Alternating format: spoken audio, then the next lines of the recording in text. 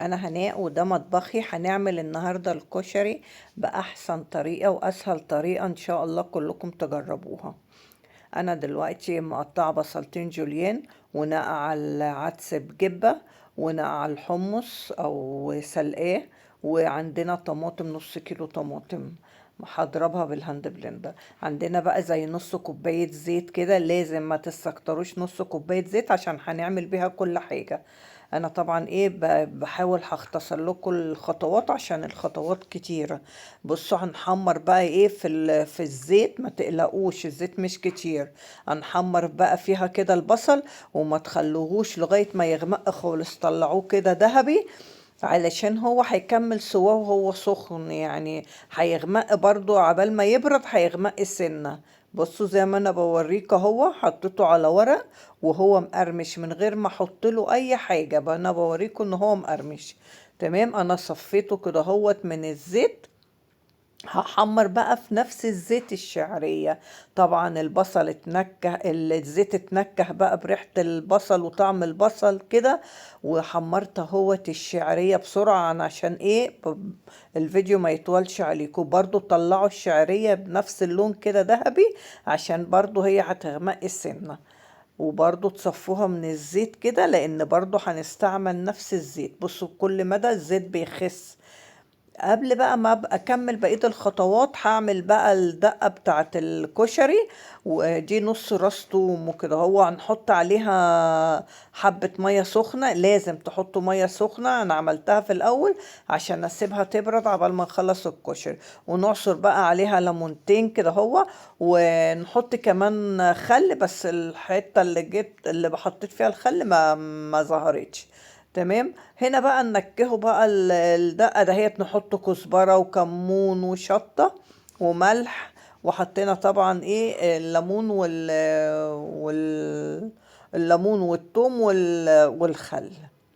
طبعا تحطوا بقى شطة حسب احتياجكم انتوا. هنا انا حطيت كمون وكزبرة.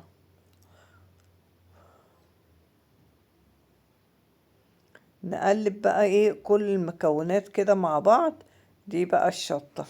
هنقلب بقى كل المكونات كده مع بعض ونغطيها ونسيبها بقى مع بعض كده، يعني يندمجوا كل المكونات دي كده. هو هتبقى حلوة جدا جدا. ليه؟ هتبقى يعني خلاص كل حاجة خرطت كده مع بعضها، بقى طعمها جميل وريحتها حلوة جدا. هنا بقى انا بوريكم ان انا العدس بجبة. هعمل بقى الصلصة. هحط كده كام معلقة زيت. انا مفرزة البصل، هحط حتة بصل كده صغيرة وحتة تومة، وهقلبهم كده مع بعض. انا ضربت الطماطم من غير مية ولا من غير اي حاجة. بصوا هتحسوا ان هي يعني انا مش مليها مية بقى عشان تقعد قد كده على النار، لا. يعني دي بقى طماطم بيور من غير مية من غير اي حاجة، عشان ما تاخدش وقت في الغليان. هنكهها برضو ملح وفلفل وكمون وكزبرة. واللي عايز يحط شطة يحط، بس احنا كده كده عاملين ده. هقول لكم بقى تريك على الصلصة تحطوها، بتودي بقى الصلصة في حتة تانية خالص. بصوا بايديا كده هو، انا عندي قرنفل مطحون. تحطوا بقى على الصلصة كده معلقة قرنفل، ربع معلقة قرنفل. لو ما عندكوش مطحون حطوا عودين 3 قرنفل. جربوا بقى الطريقة دي في منتهى الروعة، بقى بتنكه الصلصة خالص وتخليه زي بتاع بره. وحطيت هنا هوت معلقتين خل.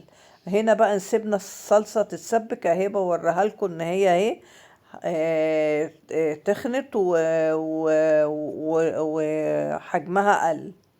هنقلبها بقى نحطها في حاجة. هنا بقى بقية الزيت اللي احنا عملنا فيه البصل وعملنا فيه المكرونة. بصوا بقى خدوا التركة ديت مني. كام فص توم كده، 3 4 فصوص توم مدقوقين، حطوهم بقى حوروهم في الزيت. حلو. حط عليهم الرز وبرضو تشويحتين كده، غلفوا كل الرز بالزيت. هتقولوا رز على التوم؟ ايوه جربوا وشموا الريحة وشموا كلوا الطعم بقى، ما اقولكوش بقى ولا احلى. هنحط عليهم بقى العدس بعد ما نقعناه. بصوا. وبرضه هنحورهم مع بعض كده، هو يتغلفوا كلهم بالزيت عشان يبقوا مفرفرين. واتفرجوا بقى على الاخر على شكل الحلة بقى وشكل الكشري عامل ازاي، مفيش رزاية ماسكة مع اختها. هنا هنحط رشة فلفل اسود. جربوا الطريقة دهية. ودي رشة كمون. جربوا بقى الطريقة دي وقولولي، شموا بقى بعد كده هوت الروايح بقى. ودي رشة كزبرة. بصوا قلبوا بقى كده هو و... وحطيت بقى مكعبين ماجي. تقلبوا بقى كل المكونات دهيت مع بعض.